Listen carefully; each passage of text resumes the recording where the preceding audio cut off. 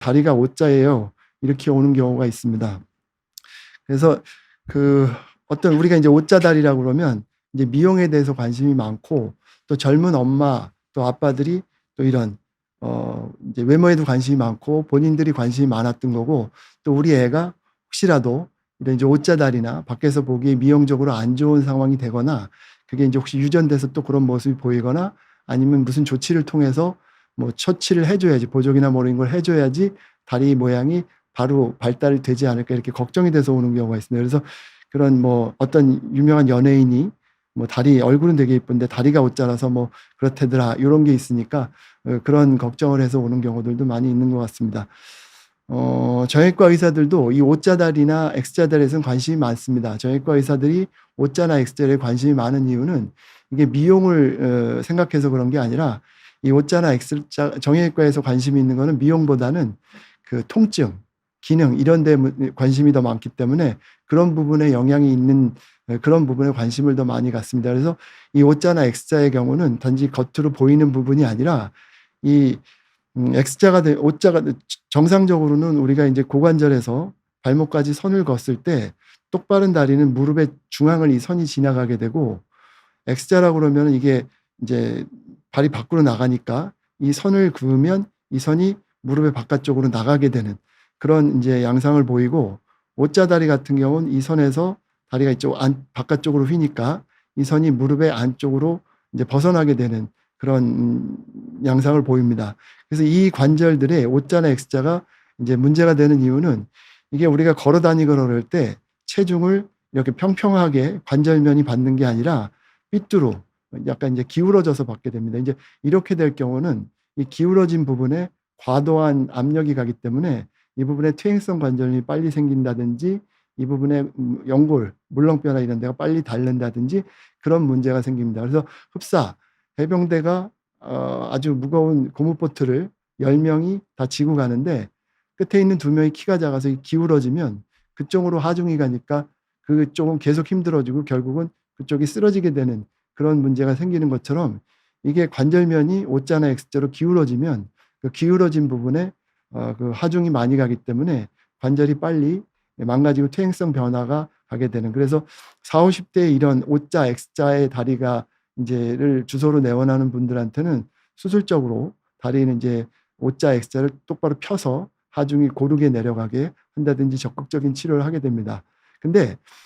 이때 유아기 때 오는 친구들의 O자 다리에 대해서는 정형외과 의사들이 크게 걱정을 하지 않습니다. 왜냐하면 우리가 이제 사람이 이제 아이들이 태어나서 어른으로 발달하는 과정에서 다리 모양을 유심히 보게 되면 대개 태어나면서부터 만 18개월, 뭐 24개월까지는 대개 O자 다리를 거의 모든 아이들이 취하게 됩니다. 그리고 이제 이 아이들이 커가면서 한 뭐 30개월 근처 가면서 다리가 다시 똑바라지는 과정이 되고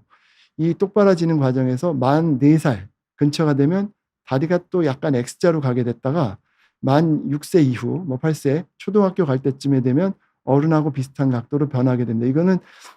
어떤 조치를 해줘서가 아니라 이 발달하는 과정에서 아이가 커가는 과정에서 자연스럽게 이런 과정을 이제 보이게 되는 겁니다. 그러니까 이 시기에 한 만 18개월, 20개월 근처에 약간의 O자 다리가 보인다는 거는 어른 40대, 50대에 보이는 O자나 X자 다리랑 다르게 별 문제가 없고 이제 커가면서 자연적으로 변화 과정을 통해서 바른 다리로 갈 수 있는, 곧은 다리로 갈 수 있는 과정이기 때문에 그렇게 크게 문제를 삼거나 치료가 필요하거나 그러지는 않고 되게 지켜보면 되는 단계로. 우리가 이제 보통 어른들이 7등신, 8등신 그래서 머리 크기하고 몸의 크기가 이렇게 비율이 있다고 그러잖아요. 근데 이제 아이들은 3등신, 뭐 태어나서 머리는 크고 몸통이 작은데 이 아이들이 몸통이 작은 걸 걱정하지 않죠. 왜냐하면 클 거기 때문에. 그래서 요 시기에 유아기 때 약간 O자 다리나 한 만 4세에 약간의 X자 다리를 보이는 거는 그건 하등의 문제가 없고 자라면서 곧은 다리로 갈 가능성이 충분히 많기 때문에 크게 걱정할 필요는 없습니다. 그래서 어떤 경우에 있어서는 이 O자 다리가 보통 일반적으로 보이는 경우보다 좀 더 과도하게 보이는 경우가 있는데 그 경우는 이제 아이들이 좀 빨리 걸었을 때 힘을 좀 빨리 받아서 그럴지는 모르겠는데 하여간 통계적으로 보면 빨리 걸은 아이에서 이 O자 다리로 갔다가 다리가 펴질 때 O자 다리가 좀 더 심하게 나타나는 경우가 있다고 합니다. 그래서 한 9개월 걸은 때부터 걷기 시작했는데 우리 애는 O자 다리가 좀 심해요. 이런 부모님들도 계시고 그런 경우가 있습니다. 근데 그렇다 하더라도 대개는 이제 그 약간 똑바로졌다 엑스제로졌다 그런 과정을 겪기 때문에 크게 걱정할 필요는 없고, 그래서 인제 오시는 엄마들한테 약간 얘기 드리는 거는 애를 빨리 걸으려고 노력할 필요는 없다. 어떤 경우에 있어서 엄마들이 인제 애가 발달이 빠르면 머리도 지능도 좋고 뭐 공부도 잘하고 다 그러지 않을까, 그런 것 때문에 좀 빨리 인제 걷기도 빨리 하고 뭐 하는 걸 빨리 하는 걸 좋아하는 경우가 있고, 또 경우에 따라서 인제 보행기, 우리가 아이들 볼 때 엄마 아빠가 보행기 태워 놓으면 편하죠. 애가 거기서 뭐 약간 넓은 데 있으니까 다칠 거 걱정 안 해도 되고 본인이 잘 노니까. 근데 인제 너무 이른 시기에 보행기를 태우거나 그래서 과도하게 인제 하중이 가게 되면 이런 옷자다리가 좀 더 빨리 생길 수도 있고 심해질 수도 있을 것 같아서 적절하게 하는 게 좋을 것 같다라는 말씀도 아울러서 드립니다. 그러면 이 옷자다리나 한 만 4세 경우에 X자다리가 보이면 무조건 다 괜찮은 거냐? 고런 건 아니고 좀 주의해서 봐야 될 경우들이 한두 가지가 있습니다.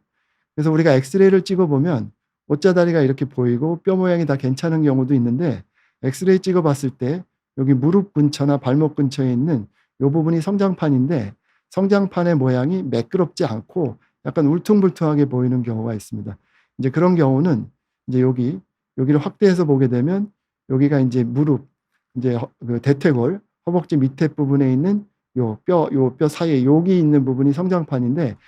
이 성장판이 하는 역할은 뼈가 자라게 하는 역할을 하는데, 이 뼈가 자라는 거는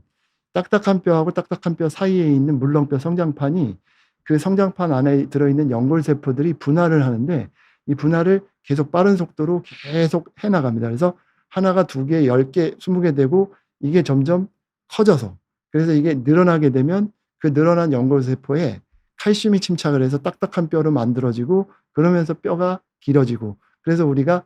그 뼈가 성장을 하게 되는 과정이 되는데, 이 성장판이 뼈를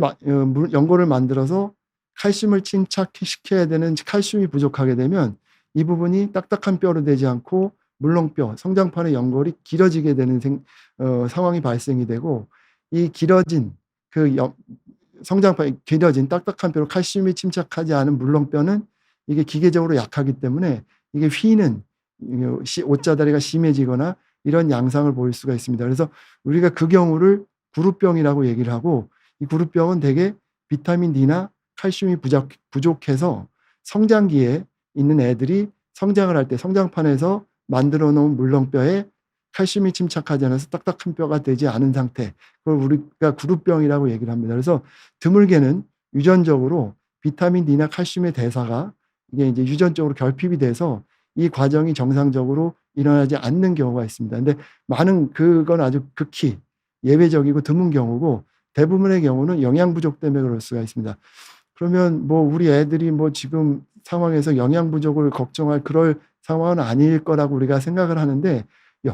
이 영양 부족이 생길 수 있는 이유는 애들이 알러지가 있어서 비타민 D나 칼슘이 있는 그런 섭취가 제한되는 경우가 드물게 있을 수가 있습니다, 실제로. 그리고 또 하나는 모유나 분유, 우유를 너무 오랫동안 먹는 경우에 이제 이런 경우에 영양 부족이 생길 수가 있습니다. 그래서 그게 무슨 얘기냐면, 이제 우리가 보통 애들이 이빨이 나고 그러면서 한 살 넘어가면은 이유식을 하게 되는데 그게 다 자연의 섭리죠. 그래서 인제 이게 엄마 모유나 이런 것들을 다 이빨이 나니까 엄마가 모유 수유를 할래도 이빨 때문에 아파서 하지 못하고, 이빨이 있으니까 애들이 인제 씹어 먹을 수 있고, 그래서 그 영양을 인제 다 그 시기에 맞게 인제 섭취를 하게 돼 있는데, 우리가 인제 어떤 경우에서는 모유가 좋다고 생각을 해서 모유를 굉장히 많이 주고, 우유는 완전 식품이라고 그래서 이게 뭐 우유를 많이 주면 좋다고 그래서 생우유를 많이 주게나 그렇게 되는 경우가 있는데, 이게 애들이 한 3 킬로일 때, 태어나서 3 킬로일 때랑 10 킬로일 때랑 이게 인제 요구되는 영양이나 칼로리는 다 달라서, 우리가 이제 영양이라고 치고 이 모유가 들어가면 우리가 휘발유라고 생각할 수 있는 칼로리가 있고 벽돌이라고 생각할 수 있는 영양분이 있는데, 이 두 가지 경우가 있어서 휘발유, 칼로리가 있어야지 애들이 활동을 하는데 다 활동하고 쓸 수가 있고, 이 벽돌, 영양분이 있어야지 몸이 클 때 그 부분을 다 채워서 몸을 만들어 줄 수가 있는데, 이 모유나 이 그냥 생우유 이런 경우는 칼로리는 뭐 상대적으로 높을 수는 있어도 이 영양분이 부족할 수가 있어서, 이거를 계속 복용하게 되면 이 칼로리가 높이 들어가면 애들이 배가 불러서 다른 건 더 안 먹고 그냥 다른 건 더 안 먹어도 되는데 영양분은 부족한 상대적으로 결핍되는 그런 사례가 생길 수가 있습니다. 그래서 어떤 경우에 만 한 12개월, 한 15개월 되는데도 모유 수유하는 엄마들이 있는데 그런 경우에 보면 이 그룹병이 생겨 있는 경우들이 있습니다. 그래서 이 경우가 모유 수유는 우리가 엄마가 갖고 있는 그 항체나 이런 것들을 아이들한테 전달해 줄 수도 있고 엄마의 사랑을 전해 줄 수도 있고 그렇지만 이게 다 우리가 분유나 이런 것도 다 나이가 0세에서 6개월, 6개월에서 몇 개월 나뉘는 것처럼 그 필요한 영양과 칼로리는 다 요구되는 바는 다른 게 있어서 그런 거에 맞는 그런 영양을 섭취시켜 줘야지 애들이 발달이나 이런 부분도 성장이나 이런 데도 도움이 되니까 인제 과도하게 오랫동안 모유 수유를 하거나 새우만 많이 먹이거나 그런 경우는 오히려 이런 그룹병이나 이런 거에 원인이 될 수 있다. 그래서 고런 부분은 조금 인제 생각해 봐야 되겠다. 그래서 이유를 잘 하는 게 필요하겠다. 그래서 요런 경우는 뭐 비타민 D나 칼슘 진단만 되면 엑스레이 찍어서 알 수 있는 거니까 진단만 되면은 칼슘이나 비타민 넉넉히 주면은 충분히 회복이 돼서 바로 돌아올 수 있기 때문에 크게 문제가 되는 건 아닙니다. 또 하나의 경우는 이제 블라운트병이라고 그래서 요거는 아주 드물지만 성장판에 문제가 있어서 계속 인제 장기적으로 문제가 될 수 있는 거고 치료가 필요한 경우인데 이 양쪽으로 생기는 경우도 있지만 이제 한쪽에 좀 이 비대칭으로 생기는 경우도 있습니다. 그래서 비대칭으로 옷자다리가 심하다. 그런 경우에 좀 더 이렇게 의심해 볼 수가 있거나 엑스레이를 찍어서 성장판의 모습이 이상하다든지 아니면 각도가 좀 과하다든지 그런 거로 진단을 할 수 있겠습니다.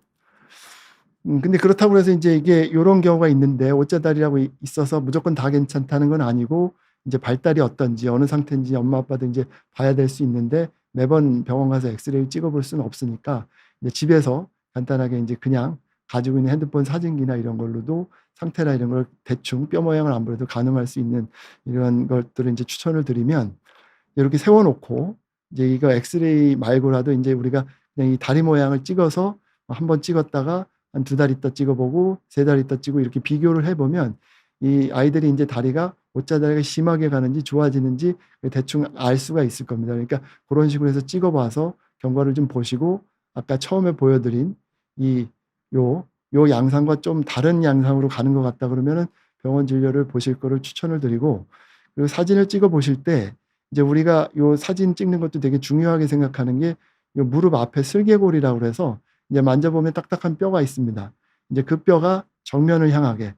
그렇게 하고 인제 사진을 일관적으로 찍어 주는 게 좋은데 이게 왜 그러냐면 우리가 인제 만약에 요렇게 요런 식으로 손가락이 요렇게 굽어 있다 요렇게 돼 있다. 요 모양이 돼 있는데 요거를 여기서 찍으면 이렇게 동그랗게 보이고 이렇게 휘어 보이고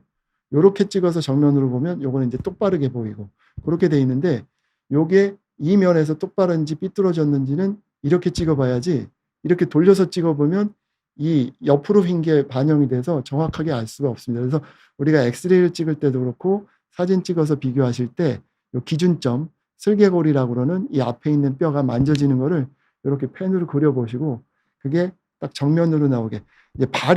발가락이 정면으로 나오는 게 발이 똑바로 되는 게 아니고 발가락은 약간 인제 발은 약간 밖으로 벌어지는 약간 인제 팔자처럼 이렇게 벌어지고 이 슬개골이 앞으로 나오는 게 그게 제대로 찍는 엑스레이이기 때문에 발을 중심으로 보지 말고 슬개골을 중심으로 봐서 사진 찍어 보고 변화가 어떤지 보시고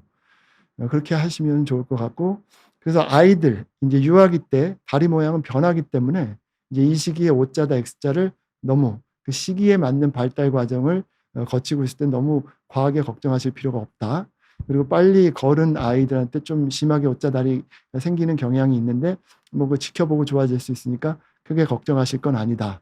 그리고 심하면 근데 이게 심한 거를 그룹병이나 아니면 블라운트병 아까 말씀드린 어느 정도까지가 심하다라고 밖에서 얘기 드리긴 곤란한데 어쨌든 쪼끔 이제 보기에 좀 과하다 싶을 때는 그래도 엑스레이 찍어서 그 2 가지 경우가 아닌지 또 우리 애가 옷자다리인데 내가 모유 수유나 우유를 너무 많이 주고 그런 부분이 있었다. 오랫동안 줬다. 그러면은 인제 확인해 볼 거를 권해 드리고 또 걱정이 되시면 아까 말씀드린 것처럼 엑스레이가 아니더라도 핸드폰 사진으로 이제 시리얼하게 이렇게 간격을 두고 변화 양상을 보시면 도움이 되지 않을까 싶습니다. 그리고 또